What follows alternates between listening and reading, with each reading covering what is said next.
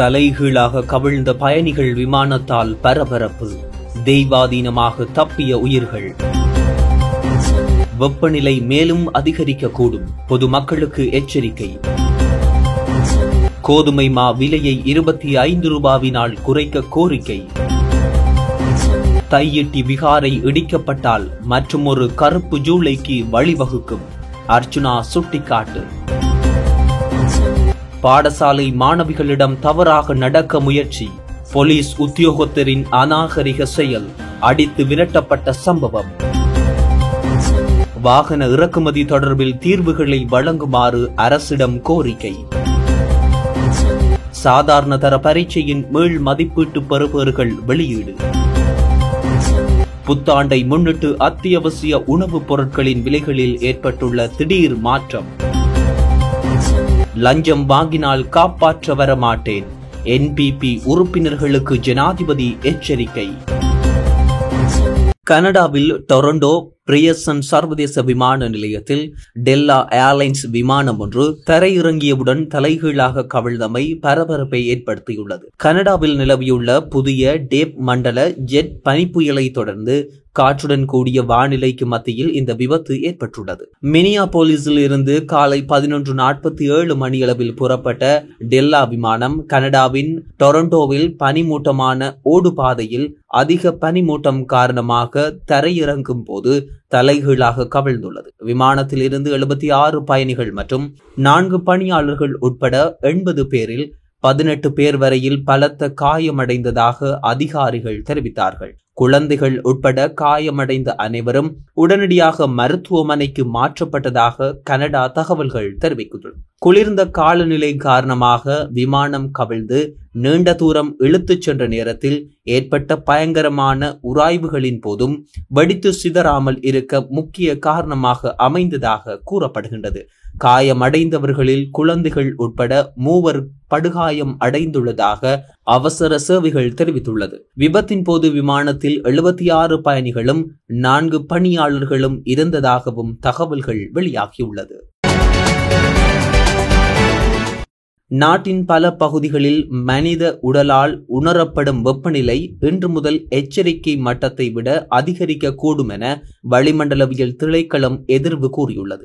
வடக்கு, வடமத்திய, வடமேல், தென் மற்றும் மேல் மாகாணங்களிலும் ரத்னபுரி மாவட்டத்திலும் இந்த நிலை ஏற்படக்கூடும் என அந்த திணைக்களம் விடுத்துள்ள அறிக்கையில் குறிப்பிட்டுள்ளது. இதன் காரணமாக வீடுகளில் உள்ள முதியோர் மற்றும் நோயாளர்கள் தொடர்பில் அவதானத்துடன் செயற்படுமாறு அறிவுறுத்தல் விடுக்கப்பட்டுள்ளது.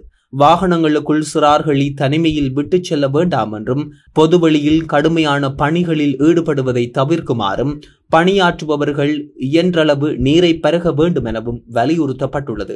வெள்ளை அல்லது இலகுவான ஆடைகளை அணிந்து கொள்ளுமாறு வளிமண்டலவியல் திணைக்களம் பொதுமக்களிடம் கோரிக்கை விடுத்துள்ளது. 1 கிலோகிராம் கோதுமை மாவின் விலையை 10 ரூபாவினால் குறைத்தது போதுமானதல்ல. இவ்விலை குறைப்பு மூலம் வெதுப்பக உற்பத்தி பொருட்களின் விலைகளை குறைக்க முடியாது என வெதுப்பக உரிமையாளர்கள் சங்கத்தின் தலைவர் NK ஜெயவர்தன தெரிவித்தார். இன்று முதல் அமலாகும் வகையில் பிரீமா மற்றும் சரண்டிப் ஆகிய மா ஆலைகள் 1 கிலோகிராம் கோதுமை மாவின் விலையை 10 ரூபாவினால் குறைத்துள்ளது. வாழ்க்கை செலவை குறைப்பதற்கான அரசாங்கத்தின் திட்டத்திற்கு ஆதரவு அளிக்கும் வகையில் இந்த விலை குறைப்பு நடவடிக்கை மேற்கொள்ளப்பட்டுள்ளதாக பிரீமா மற்றும் சரண்டிப் ஆகிய மா ஆலை நிறுவனங்கள் தெரிவித்துள்ளது. கோதுமை மா கிலோ ஒன்றிற்கு சந்தையில் தற்போது 175 ரூபாவுக்கு விற்பனை செய்யப்படுகின்றது. 10 ரூபாய் விலை குறைப்பு மூலம் வெதுப்பக உற்பத்தி பொருட்களின் விலைகளை குறைக்க முடியாது. பான் உள்ளிட்ட வெதுப்பக உற்பத்திகளின் விலைகளை குறைக்க வேண்டுமாயின் கோதுமை மா கிலோ ஒன்றின் விலை 25 ரூபாவினால் குறைக்கப்பட வேண்டும் என அவர்கள் மேலும் வலியுறுத்தியுள்ளார்கள். மீண்டும் ஒரு கருப்பு ஜூலை போன்றதொரு அவல நிலைமை ஏற்படுவதற்கு வழிவகுக்க முடியாது என நாடாளுமன்ற உறுப்பினர் ராமநாதன் அர்ச்சுனா தெரிவித்துள்ளார். தையிட்டி விகாரையை உடைப்பது வெறுமனே பிரச்சினைகளை உண்டாக்கும் என பழிவாங்கும் நடவடிக்கைகளை முன்னெடுக்க வாய்ப்புகள் உள்ளதாகவும் அர்ச்சுனா சுட்டிக்காட்டியுள்ளார். நாடாளுமன்ற அமர்வில் கலந்து கொண்டு உரையாற்றும் போதே அவர் இதனை தெரிவித்தார். இரணிமடுவில் புதிதாக விகாரைகளை கட்டவுள்ளதாக தம்மால் அறிய முடிவதாகவும் விகாரைகளை இனிமேல் பொதுமக்களுடைய காணிகளில் அமைக்க நடவடிக்கை முன்னெடுக்கப்படக்கூடாது எனவும் அர்ச்சுனா வலியுறுத்தியுள்ளார். முல்லைத்தீவு பாடசாலைக்குள் நுழைந்த காவல்துறை உத்தியோகத்தர் ஒருவர் மது போதையில் மாணவிகளிடம் தவறாக நடக்க முயற்சி செய்துள்ளார். முல்லைத்தீவு மல்லாவி காவல் நிலையத்தில் பணிபுரியும் காவல்துறை உத்தியோகத்தர் ஒருவரை இவ்வாறு நடந்ததாக தெரிவிக்கப்படுகின்றது. முல்லைத்தீவு யோகபுரம் பாடசாலையில் விளையாட்டுப் போட்டிகளுக்கான ஏற்பாடுகள் நடைபெற்று வருகின்றது.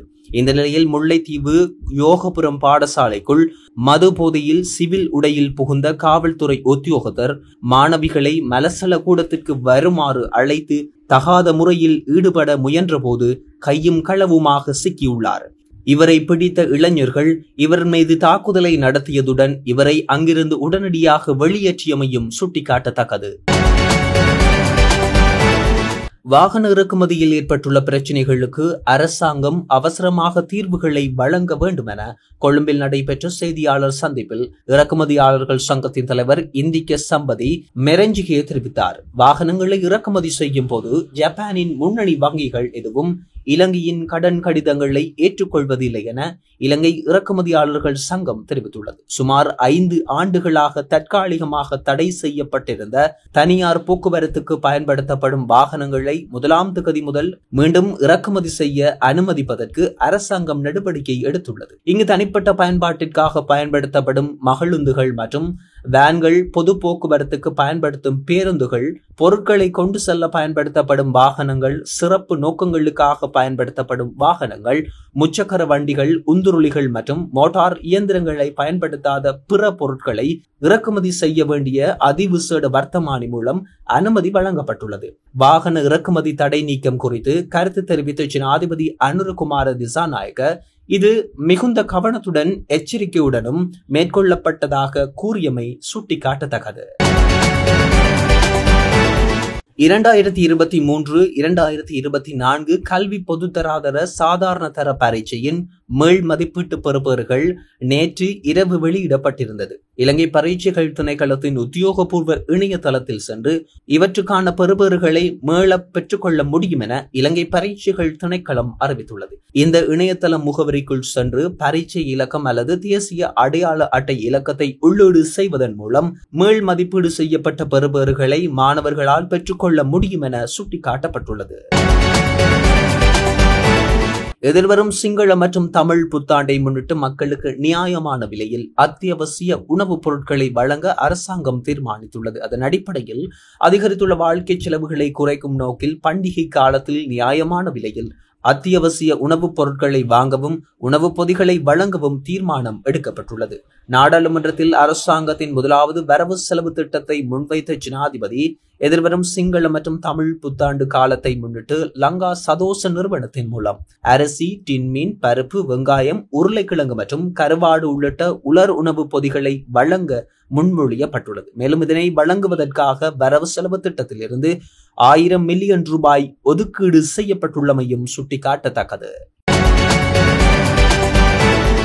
நாட்டில் வரி செலுத்துபவர்களின் ஒவ்வொரு ரூபாவுக்கும் நீதி கிடைக்கும் என்று கூறிய இலங்கை ஜனாதிபதி அனுரகுமார திசாநாயக்க தனது வரவு செலவு திட்ட உரையை முடிக்கும் போது தனது அரசாங்கத்தின் கீழ் லஞ்சம் வாங்க பயப்படும் சமூகத்தை உருவாக்குவதாக சுட்டிக்காட்டியுள்ளார். தற்போதைய அரசாங்கத்தின் அதிகாரிகளிடையே நடைபெறும் ஊழலை சகித்துக் கொள்ள முடியாது என்றும் லஞ்சம் வாங்க முயற்சிப்பவர்கள் பயப்பட வேண்டும் என்றும் ஜனாதிபதி வலியுறுத்தியுள்ளார்.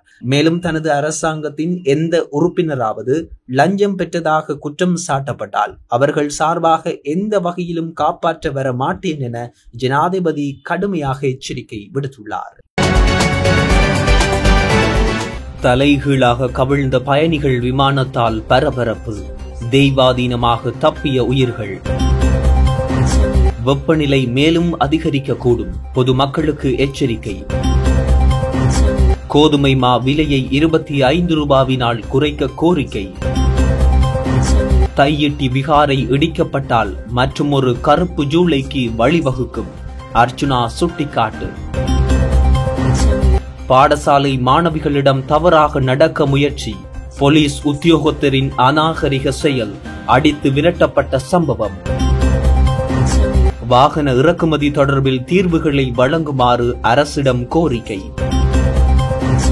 சாதாரண தர பரீட்சையின் மேல் மதிப்பீட்டு பெறுபேறுகள் வெளியீடு. புத்தாண்டை முன்னிட்டு அத்தியாவசிய உணவுப் பொருட்களின் விலைகளில் ஏற்பட்டுள்ள திடீர் மாற்றம். லஞ்சம் வாங்கினால் காப்பாற்ற வரமாட்டேன். NPP உறுப்பினர்களுக்கு ஜனாதிபதி எச்சரிக்கை.